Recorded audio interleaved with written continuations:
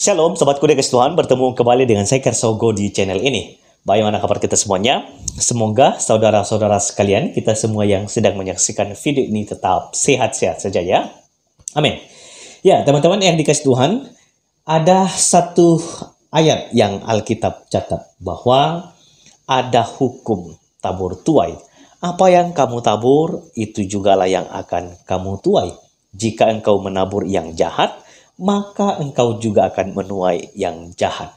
Jika engkau menabur segala kebencian, caci makian, maka engkau pun akan menuai semua kejahatan itu.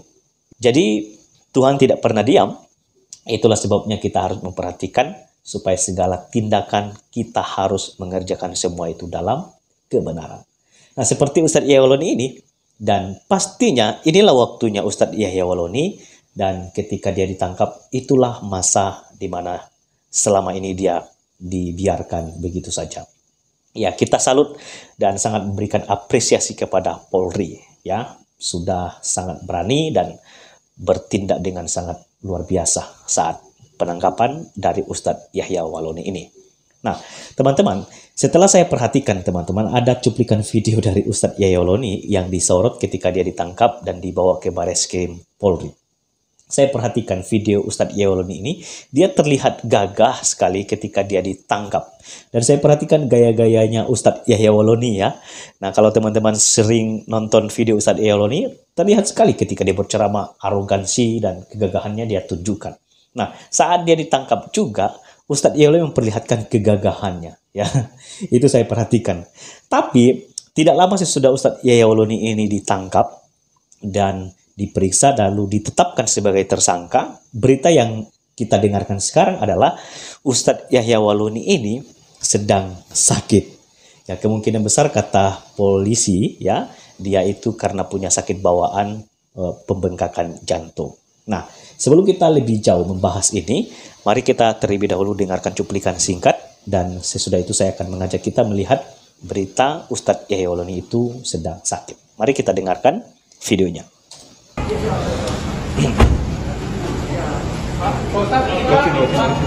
Ustadz Yahya Waloni.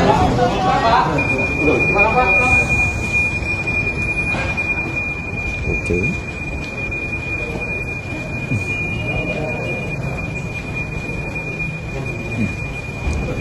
Masih gagah ya. Iya. Itu lift, Pak. Hah? Saat ada setengah 6 bulan ya. Kakak sumber. Pak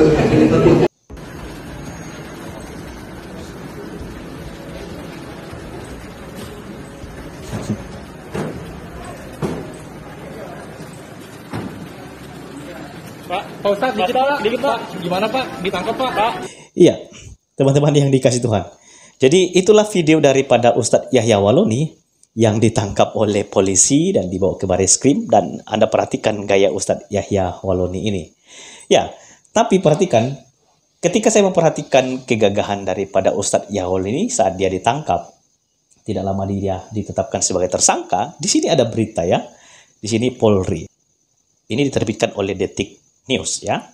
Judulnya adalah Polri, Yahya Waloni lemas saat dibawa ke rumah sakit. Punya riwayat sakit jantung. Kita baca yuk. Ya. Tersangka kasus penistaan agama, Yahya Waloni dilarikan ke Rumah Sakit Polri, Kramat Jati, Jakarta Timur. Kabag Penum Divisi Humas Polri Kombes Ahmad Ramadan mengatakan Yahya Waloni dalam kondisi lemas saat dibawa di rumah sakit. Nah, yang bersangkutan dibawa ke rumah sakit karena kondisi lemas dan saat ini dirawat di Rumah Sakit Polri. Ya. Ramadan menjelaskan bahwa Yahya Waloni memang memiliki riwayat penyakit jantung. Dia menyebut Yahya Waloni mengalami pembengkakan jantung. Ya, ini ya. Jadi dia kemungkinan besar mengalami pembengkakan jantung. Ya, ini beritanya. Kemudian kita lihat ya. Oleh karena itu kata Ramadan, Yahya Waloni dilarikan ke Rumah Sakit Polri tadi malam.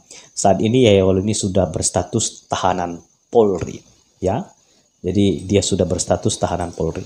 Informasi mengenai ini sebelumnya disampaikan Kabareskrim Komjen Agus Andrianto Agus menyebut Yahya Waloni mengeluh sesak nafas. Ya, kita tidak tahu ya kenapa sampai sesak nafas begitu, mungkin besar karena memang sakit jantungnya. Terpisah, Kadif Humas Polri Irjen Argo Yuwono membenarkan Yahya Waloni sakit.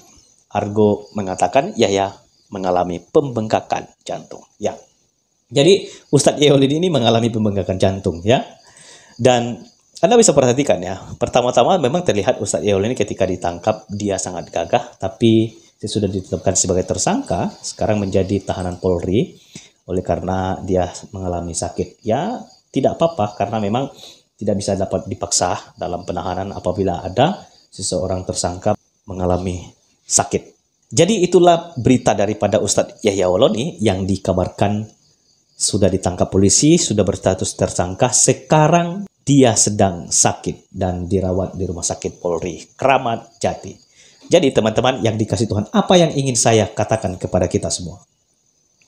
Saat Ustadz Yahya Waloni sebelum ditangkap, dia membuat video dan videonya itu juga menentang tidak ada COVID. Ya, dia katakan dia tidak takut kepada COVID, bahkan dia tidak mau pakai masker sampai mati atau ditembak sekalipun.